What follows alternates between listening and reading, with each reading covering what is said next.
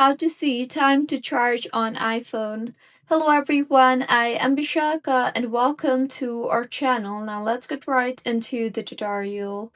Firstly, go ahead and launch the settings application on your device and then tap on the battery option.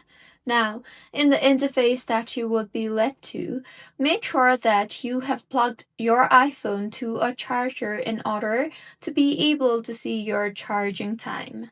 So here, as you can see, my iPhone requires 14 minutes in order to charge up to 80% and further requires 1 hour and 14 minutes in order to charge my iPhone to 100%.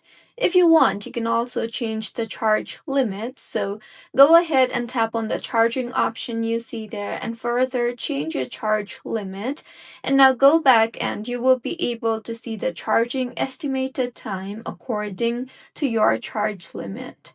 So this is how you can see your charging time on iPhone. If you find this tutorial helpful, please like the video and do comment if you have any queries.